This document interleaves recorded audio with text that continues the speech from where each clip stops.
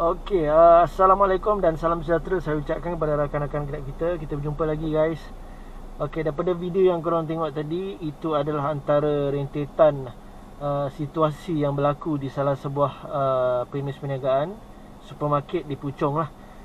Jadi kalau korang tengok video tu, nak masuk supermarket tu kena queue panjang dan saya diberitahu hanya 2 pelanggan saja boleh masuk supermarket pada masa yang sama. Dah beli, keluar balik, 2 lagi masuk.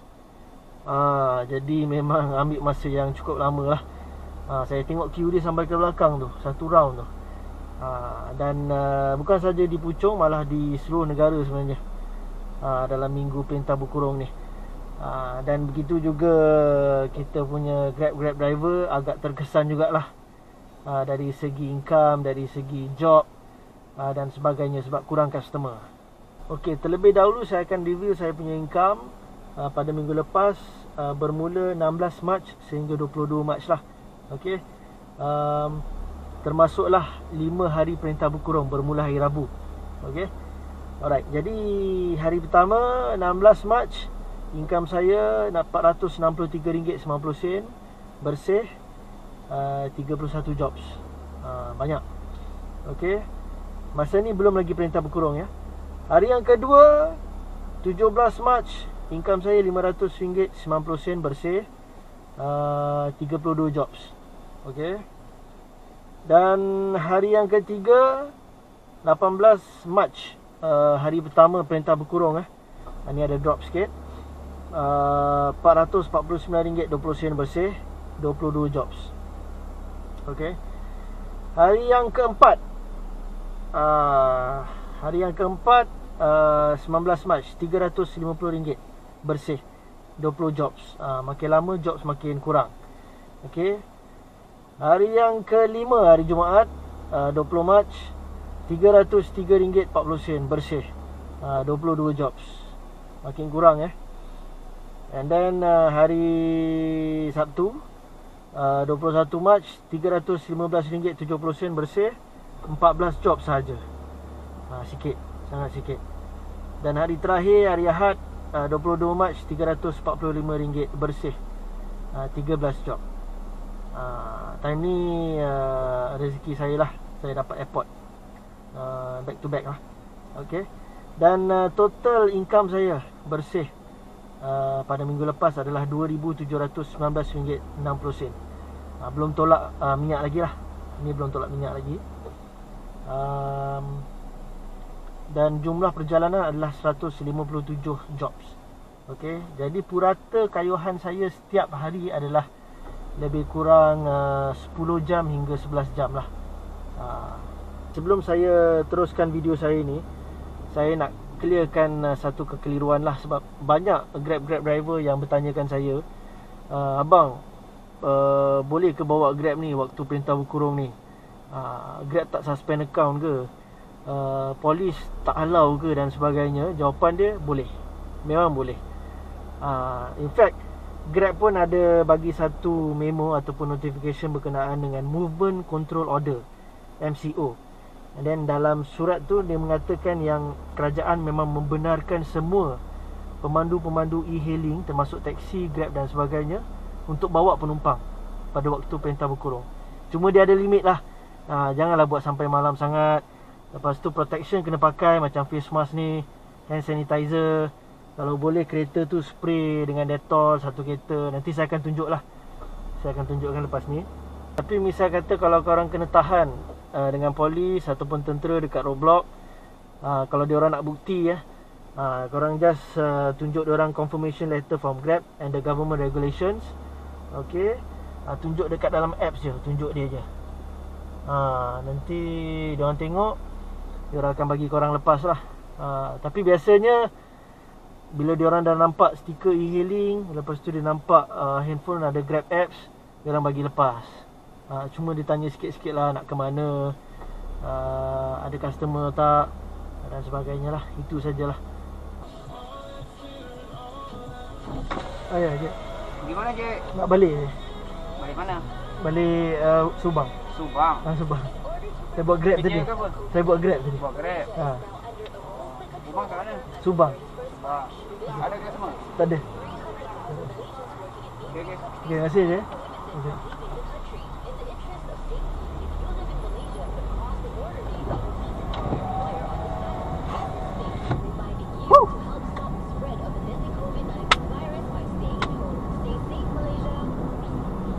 Ditanya saya adakah berbaloi untuk buat Grab pada waktu perintah berkurung ni, jawapan dia tak berbaloi. It's not worth it lah. Boleh lah kalau nak buat, boleh, tak ada masalah. Cuma korang kena banyak-banyak sabar, betul-betul sabar. Sebab daripada pemantauan saya minggu lepas, start je waktu perintah berkurung tu, selepas drop off saya kena tunggu lebih kurang 15 minit hingga 20 minit untuk next pick up. Kadang-kadang lebih pada setengah jam pun ada, 40 minit, 45 minit ada. Sebab nisbah customer dengan driver, customer satu, driver 2. Kalau tempat yang demand sikit, high demand location yang demand, customer satu, driver 3. Lagi lama kena tunggu. Yes. Sebab customer dah kurang kan. Kalau airport trip tu, kalau boleh jangan tunggulah. Semua 300 minit ke atas, lebih pada 5 jam. Cuma kebetulan nasib saya lah, pada hari Ahad saya dapat queue cepat. Mungkin waktu tu driver tahu yang tentera nak turun padang, jadi diorang takut lah banyak yang tak buat. Jadi kebetulan saya dapat airport and queue tak lama, lebih kurang 1 jam je. Okey, saranan saya kalau nak buat pada minggu perintah berkurung ni dan juga minggu-minggu seterusnya, kalau boleh pakailah protection, wajib pakai.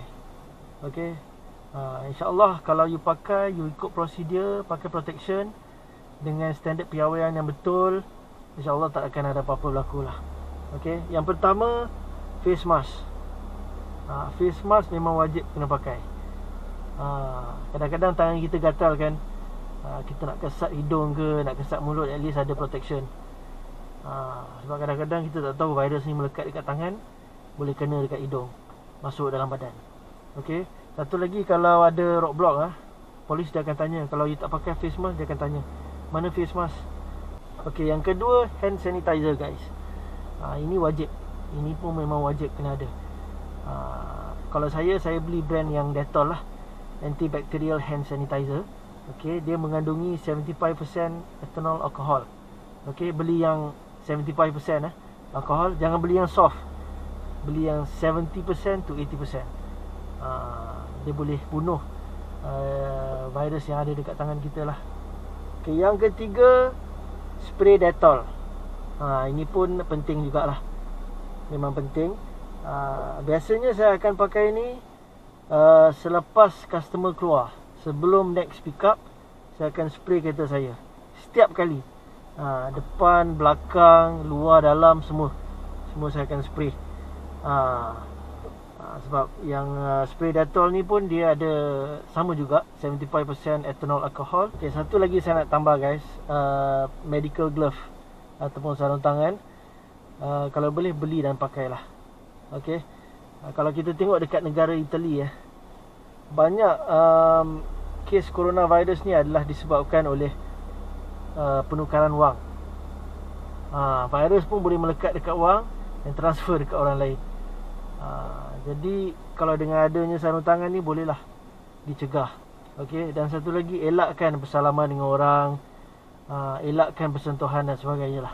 Okey, antara tips dan juga strategik yang saya pakai, yang saya boleh kongsikan kepada anda semua adalah, yang pertama, jangan cari ping.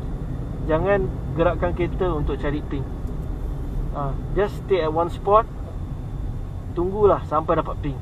Okey, contoh you ada dekat pucung utama, tunggu je kat situ. Tunggu je kat situ 15 minit ke 20 minit ke setengah jam ke, tunggu saja. Jangan pula pergi pucung permai. Daripada pucung utama pergi pucung permai, jangan. Sebab apa? Bila customer dah kurang ni, driver banyak, macam saya cakap tadi, nisbah 1 ke 2, dia kena queue tau. Dia kena queue. Siapa yang sampai dulu, dia akan dapat dulu. Bukan siapa yang dekat Bukan siapa yang dekat dengan customer akan dapat. Contoh you ada kat pucung utama, katakanlah ada 5 driver kat situ. Okey, lepas tu tiba-tiba ada customer booking.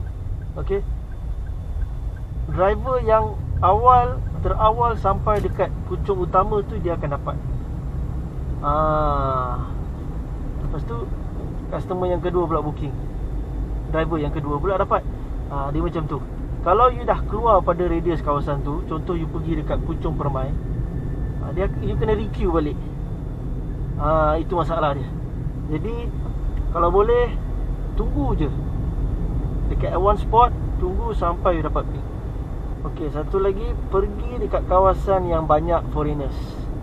Banyak Bangla, banyak Indonesia, banyak Filipin, Myanmar, Vietnam.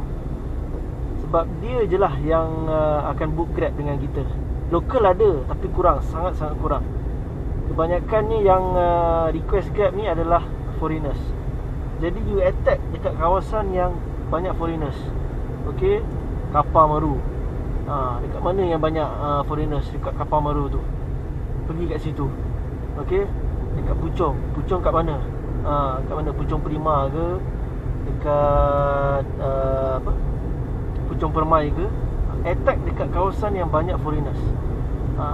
Okey, jangan pergi dekat hot area. Okey, pergi dekat kawasan perumahan, dekat ceruk-ceruk dalam tu, kat situ. Tempat yang banyak foreigners lah, banyak outsiders. Majority saya boleh cakap 90% daripada income saya banyak datang daripada outsiders, foreigners. And banyak yang request long trip. Local ada juga 1-2, tapi kebanyakannya short trip, offline job. Banyak offline job, especially foreigners lah, outsiders. Contoh macam Bangla, Indonesia dan sebagainya. Dia orang request 1 trip, tapi kadang-kadang dia suruh kita hantar dia balik. Jadi kita dapat double lah. Tapi macam kes saya, biasanya saya akan suruh customer saya tukar location, sebab saya 0% commission. Jadi tak ada masalah di situ.